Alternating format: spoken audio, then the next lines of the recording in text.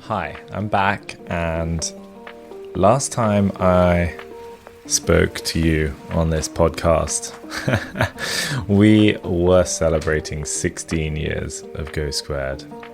Believe it or not, if you were listening to the podcast before, that was 4 years ago, and GoSquared has just celebrated its 20th birthday. We have been running GoSquared in some shape or form for 20 years. 2006 was when we formed the company. I was at school with my co-founders, and this was pre-iPhone. I think the iPod video was popular at the time. I think the Motorola Razr was still a pretty cool phone. Some of my favorite bands were in the charts, like the Arctic Monkeys. Maybe some things don't change too much. Anyway, I have been feeling guilty for 4 years because when I last did an episode of this podcast, I did half of our lessons learned from turning 16, and I promised to follow up with a part 2 where we were going to talk about the other 8 lessons of running GoSquared. Now, let's see how we do today, but I would love to pick up where we left off 4 years ago and just cover some of the lessons we've learned running GoSquared along the way. Like we normally do, try and keep this episode to 20 minutes or so. So let's dive in. Now, there's a few lessons over the years that I've picked up around running a team, and I wanted to share the things that I felt have helped me along the way. The first is you don't need a big team. Often it's really tempting to compare your success as a founder to another company based on team size. I think a heck of a lot has changed in the last 20 years, but especially even the last 4 years. And I think small teams can truly outmaneuver bigger teams in so many ways. Now, I know Amazon has famously had this concept of 2 pizza teams where you ideally want to be able to feed everyone on your team with 2 pizzas. I'm not quite sure of the exact size of those pizzas, but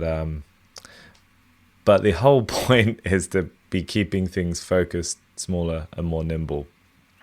I think for us, we found that when you have really great, smart people that are really passionate, it's incredible what they can do. I would even argue that just one person can often change the game compared to a team of 10 that are not sufficiently motivated or knowledgeable. So I think more and more I just don't really compare on team size anymore, and it is something I for a long time felt very uneasy about. But yay, there's some amazing people and amazing companies and amazing teams doing incredible work. Best work in the industry by being smaller than the competition. Another thing, especially around team stuff, is I've always found it valuable to celebrate the small wins. As anyone who's run or been in a startup for any amount of time will know, there are often so many things that can get you down. There are always issues, problems, churn, competition, all sorts of things that will throw you off balance. You can't always control what bad happens, and you can't control what good happens. A lot of things come down to luck or good fortune. But something I've always found is crucial is that when good stuff does happen, don't let it go by silently. Celebrate it, even if it is small. Even if it's maybe something that might be viewed as a failure, often that can be framed as a positive thing. When you test something out and you try a different design, you try a different homepage, you try a feature out, people don't like it, or it doesn't work as well as the previous one. There's always something to celebrate, especially when you have failures like that. They're not show-stopping, they're just bumps along the way. But those failures can be things that you learn from. And I do think those can be viewed as small wins along the way. So always find ways to celebrate. And if you've got genuinely good stuff, then really don't take that for granted either. A good quote from a customer, a new customer coming on board that you're really excited about, celebrate those things. As a team, that energy is what pulls you through the dark times. Another thing around meetings, and I think we've really found this once we moved to being a remote team, meetings often don't need to happen. Now, often, I really hear this feedback a lot. Most people don't really want to spend their time in meetings, but it is a continuous battle to avoid meetings. Now, avoiding meetings for meeting's sake is not really the game and the goal. From my perspective, if you're a small software team like us, most of the people get their work done with really focused, deep work. Focus time without interruptions or distractions. Meetings are interruptions for sure, and often distractions. Sometimes they get you on the same page. They help a decision be made. They help the team understand the context of something. But so often meetings overrun. They're poorly managed. They're inconclusive. They lead to another meeting. You sometimes end up having meetings about the number of meetings. We've all been there. But I would say my goal often is to try and keep the number of meetings to the absolute bare minimum, to try and ensure it's really, really strict what's allowed to be a recurring meeting, and to really question every meeting that exists in the calendar. I'm talking here primarily about internal team meetings, not so much customer meetings and calls and sales calls, things like that. Those are, I think, in my mind, a different box. But when you think about how you're operating as a team, finding ways to reduce those or make some of that more asynchronous can be really, really valuable. And in fact, something I've really found, especially over the last few years, has been I love hanging out with my team. I love being around the people I work with.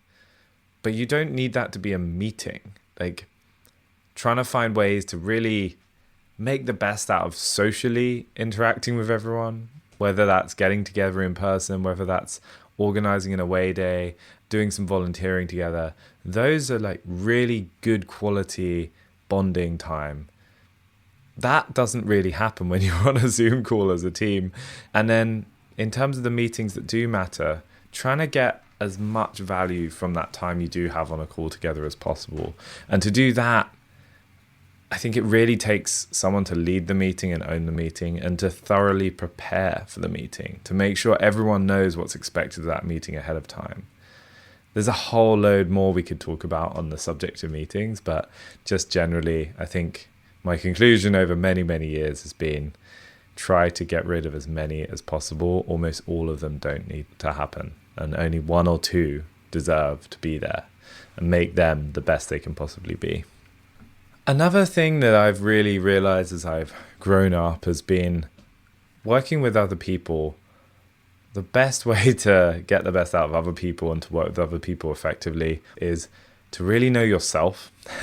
And I think I don't know that I have nailed this yet, but I've really become clearer over time what I love to do, what drains my energy, what gives me energy, and to really remind myself of what gets me up in the morning, and to try and reflect as much as possible at the end of a day. Was that day really how I wanted it to go? What was worrying me today? What was causing me anxiety? What was giving me joy? And to try and reflect and iterate based on that. Because the chances are the stuff you love to do, chances are you become better at those things because you keep wanting to do them and you do them more and more. And there's a bunch of stuff you're probably not very good at. I know for me, there's so many things I'm not good at and find draining. And there's people out there that love those things. And so I think a big art to working well as a team is for each person on the team to know what they love and don't love, and to be open about that, because that's how I think everyone works together more effectively, enjoys their work, and ultimately delivers better results. So those are a few things about team stuff. And then on the side of like more generally sort of leading the business, there's a few key themes that have really stuck out to me. I've written about it a few times, but there's this whole thing I've noticed, especially as running a company for like so many years. The natural path is for things to get more complicated and complex. It's never someone wanting to necessarily make things worse. Complexity comes in for very good reasons, but I think one of the dangerous things is that complexity can sometimes look good on the surface. It can mean an additional feature for a user in the product, or an additional situation where we're dealing with things in a better way for a certain process, or catering to another need on our marketing site. But often that complexity becomes so difficult to maintain over time, and you end up in this situation where it becomes really hard to change things and move quickly and make decisions, because the complexity has crept up on you to a point where it's holding you back, and you have to think through so many different scenarios and situations. It's quite hard to talk about in the abstract sometimes, but a quote that I really loved is from a computer scientist called Aaron Perlis. Fools ignore complexity. Pragmatists suffer it. Some can avoid it, and geniuses remove it. I think that really summarizes it for me. It's really difficult. I think of simplicity being this war. You're always in a battle against complexity, and trying wherever possible to be observant and be aware of where complexity is creeping in, and to try to side with simplicity, because simplicity, if well maintained, means that you're not just moving quickly today, you're able to continue to iterate and move quickly in the future and be more confident in every decision you make. Another thing I found when working with the team is that often you can make decisions and you can figure things out and you can feel like you've got things nailed down. And you might say them once in front of your team. As a leader, like, that's good that you're making decisions and moving forward. But it's so easy for you as the founder, who might be thinking about these things a lot more deeply or a lot more thoroughly or just a lot more than other people on the team. It can be really easy to assume everyone heard what you said and read what you said and has it totally locked into their brain. And I think that's just so often not the case. It's not because other people are not being diligent and listening thoroughly or intently enough. It's because everyone has so much going on, whether it's in their work lives and personal lives and everything in between. And so I think it's incredibly important that you repeat yourself. And even when you feel like you're repeating yourself too much, probably still not quite enough to get that message home. I think this is such a common thing you see in marketing and messaging as well to the wider world. You can really feel like you've said a message. It'll feel silly to say that message again because I've already said it. But the reality is, saying that message over and over and over again is what you need to do for it to actually stick. And I am always trying to get better at this because it's a really difficult one. You can kind of feel like you're going crazy saying the same thing over and over again. You can get bored of saying it yourself. There's another good quote that I love from Elizabeth Arden, who started the cosmetics empire. Repetition makes a reputation, and reputation makes customers. I think that's pretty good. Now, the next one is something that I think I've always struggled with, and it's such common advice, and I hope I can be more than useless on this, but everyone tells you to focus. And focus is so hard. I think, I love working on new things. I love new ideas. I love new adventures. And it can be so hard to try to focus on something you've already decided when new things come along or new information comes along. One of the hardest things about focus is deciding you're going to focus and then being met with new and changing circumstances, and then having that decision over and over again to figure out if that's what you need to keep focusing on or change course. There's obviously no hard and fast rule on this, but focus is hard. And all I know is that if you are not focused, you are going to really, really struggle. Difficult as an individual, but even more so as a team. If the priorities are not clear, or the priority is not clear, then you end up with everyone going in slightly different directions, all doing good work and hard work, but you dissipate the energy and lose the momentum that comes from when everyone is focused. We've seen this a lot over the years with GoSquared, with really, really strong focus on our analytics product in the early days. We managed to build a lot of momentum. We lost a lot of focus as we went into being a multi-product company with GoSquared meaning different things to different people. We had that ultimate experience of losing focus, and the negative effects of that are huge, because once you lose that focus, it's very, very hard to bring it back, and you end up working harder and harder and harder, but in more and more directions, which yields weaker and weaker results, which fuels this cycle of frustration. And so I don't really know how to say to anyone listening exactly how you should find focus, but I think it is worth that time, whether it's sitting in a room in silence or taking a day doing nothing but figuring out those priorities. If you can find that focus and that priority, it can massively amplify and multiply all of your efforts and work. Now, my 16th lesson, and still as relevant today in 2026, is to just start. I had it written down as JFDI, just freaking do it, just do it. You know, I don't want to infringe Nike's trademark there too much, but you can so easily overthink everything. And some people are more thinkers than others. I'm not saying thinking is ever a bad thing, but at some point, every founder, every builder, every creator has had to start doing the thing. I think what's so exciting about the world we live in now, with the tools and technologies that are at our disposal, it's easier than ever to start. And often by starting, that is the best way to learn. It is impossible to think through every permutation and possible situation scenario that might happen when starting a company.